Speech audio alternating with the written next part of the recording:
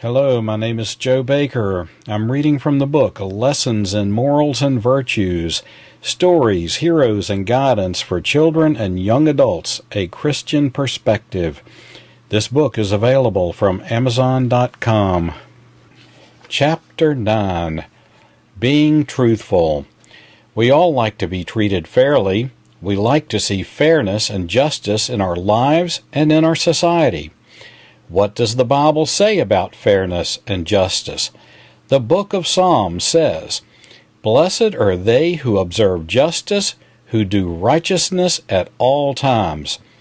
The book of Deuteronomy says, "Justice and only justice you shall follow, that you may live and inherit the land that the Lord your God is giving you." Justice and fairness depend on truth. We are commanded by God to tell the truth. In the 10 Commandments given by God to Moses, God says, "You shall not bear false witness against your neighbor."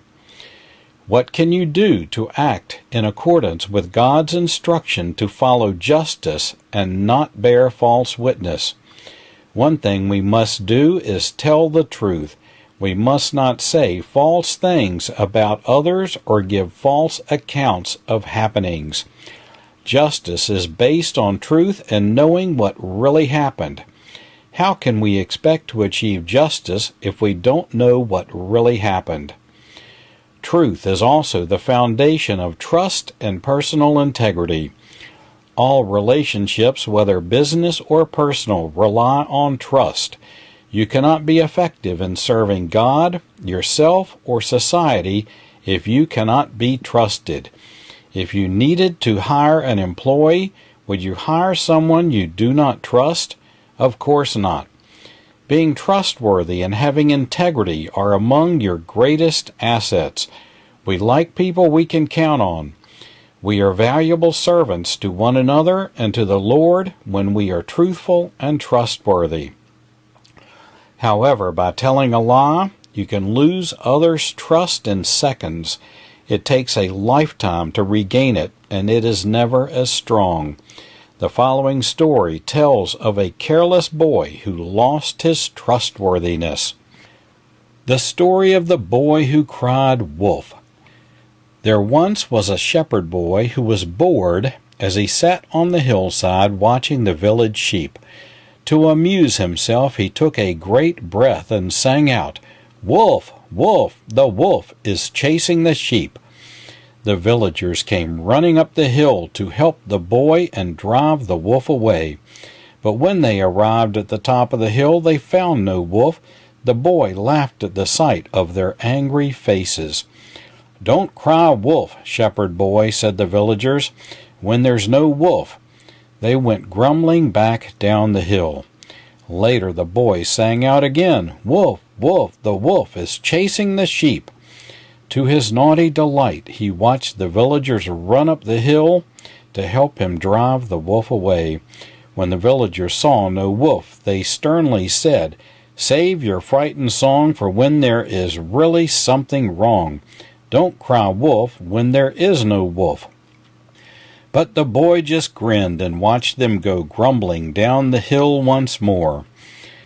Later he saw a real wolf prowling about his flock. Alarmed, he leapt to his feet and sang out as loudly as he could, "Wolf, wolf!" But the villagers thought he was trying to fool them again, and so they didn't come. At sunset everyone wondered why the shepherd boy hadn't returned to the village with their sheep. They went up the hill to find the boy. They found him weeping. "There really was a wolf here. The flock has scattered. I cried out, 'Wolf, why didn't you come?'" An old man tried to comfort the boy as they walked back to the village.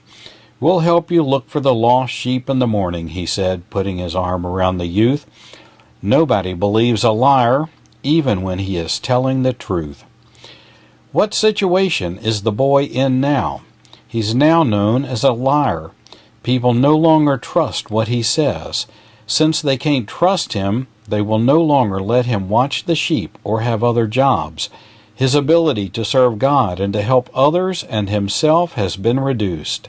he has carelessly lost one of his most valuable assets. Truth is also the foundation of peace. Conflicts and arguments usually result from misunderstandings. Misunderstandings result from both parties not knowing all the facts or truths. The lack of truth leads to allegations, counter-allegations, disputes, and fighting. An allegation is a claim that someone has done something wrong, and usually it's a claim made without proof. This is another reason why gossiping is hurtful. Gossiping is the spreading of allegations and often hurtful and untrue information. Being honest will serve you, the Lord, and society. The dishonest greenskeeper. Mason started working part-time at a golf course to earn money for a vacation he was planning. His job at the golf course was to spread fertilizer on the putting greens and then water the newly fertilized area to allow the fertilizer chemicals to soak into the soil. The watering and soaking were essential to keep the harsh fertilizer chemicals from burning the grass. The fertilizing task went fairly quickly, but the watering job seemed to go on forever. Mason's boss was fairly pleased with Mason's work. The putting greens were smooth and green. Mason found out Friday morning that his friends were going fishing later in the afternoon. Mason really wanted to go with his friends. He loved fishing. However, Mason had to work at the golf course on Friday. "I've got a full day of work for you, Mason," said his boss. "This course is hosting a big golf tournament in 2 weeks. It will be a big event for this small town of ours. We need all of the putting greens to be perfect. So here's what you need to do. Put down the fertilizer on greens 1 through 6. Be careful not to overlap or leave any bare spots. Spread the fertilizer evenly.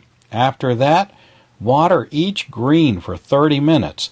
When you are finished, tell the head greenskeeper you are done. After that, you are free to go and enjoy your weekend." Mason thought about this. He really wanted to go with his friends, but the job would take all day. Just then, he overheard another worker say, "It's supposed to rain all night.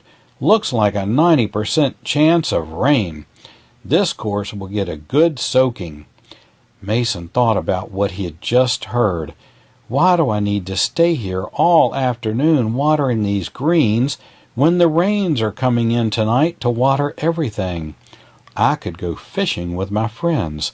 Yes, I will go fishing with my friends." After spreading the fertilizer, Mason skipped the watering task and reported to the head greenskeeper. "I'm all done. I'm leaving now." The head greenskeeper replied, "Are you finished already? Has all the fertilizer been watered in?" "Yes," said Mason, telling his lie. "I got an early start." So Mason set off to go fishing with his friends. He never thought again about the golf course.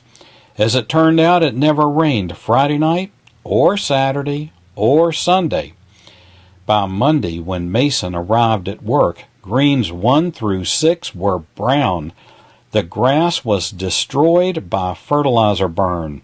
After being questioned repeatedly, Mason finally admitted that he lied about watering the greens. The golf tournament had to be canceled. This would be a big loss for the town. Golfers started going to other courses. In all, the damages caused by Mason's lie cost thousands of dollars. Losing his job was not the end of it. In the small town where Mason lived, everybody found out exactly what happened. They never forgot about it either. Often when Mason's name was mentioned, somebody would bring up the golf course incident. What do we learn from this story? Of course, we learn about the awful consequence of Mason's lie. We also learn about an unfortunate fact of life. People are usually remembered for their biggest mistake, not for the many things they did right. The Honest Woodcutter. Once there was an honest and hard-working woodcutter who lived in a village near a large forest. His job was chopping down trees. He used an axe to chop down the trees, which were then sold and used for building houses. One day, while cutting wood near a river, the woodcutter's axe slipped from his hands and fell into the rushing water of the river. The river was deep and the current was strong. The woodcutter did not want to enter the dangerous waters. So he sat by the river thinking about what to do. He did not have enough money to buy an axe, and he really needed to get back to work in order to support his family. Then a wonderful thing happened. A beautiful fairy appeared before the woodcutter. She asked him, "Why are you so sad? Why are you not cutting wood?" The woodcutter replied, "My axe slipped from my hands and went into the river. I'm afraid the river is very dangerous. I can't cut wood now." "Maybe I can help," said the fairy. "I am the river fairy. I can swim in even the most dangerous river rapids. I will swim to the bottom of the river and find your axe." Off she went into the river. She popped up out of the water a minute later, and she was holding a sparkling axe made of solid gold. It glittered in the sunlight. "Is this your axe that you lost?" she asked the woodcutter. "It's beautiful and spectacular, but it's not mine," said the woodcutter. "That one belongs to someone else." So the fairy dove again underwater. She popped up out of the water a minute later, and she was holding a sparkling axe made of solid silver. It reflected like a mirror and sparkled in the sunlight. "Is this your axe that you lost?" she asked the woodcutter. "It's a splendid axe, but it's not mine," said the woodcutter. "That one belongs to someone else." So the fairy dove again underwater. She popped up out of the water a minute later, and she was holding a rather dull and plain axe made of wood and steel. "Is this your axe that you lost?" she asked the woodcutter. With much joy the woodcutter yelled, "Yes, that one is mine. Mine is just a plain axe of wood and steel." "You were very honest," said the fairy. "The gold axe is worth a fortune, yet you were honest and did not claim it." The fairy laid all 3 axes at the woodcutter's feet. "Such honesty deserves a reward," she said. "The gold and silver axes are mine, but because you were honest, they are now yours." After saying this, the fairy smiled and disappeared. To sum up, honesty and trustworthiness are among your most valuable assets. Being honest and trustworthy will allow you to serve God, your neighbors, and yourself. Questions to think about.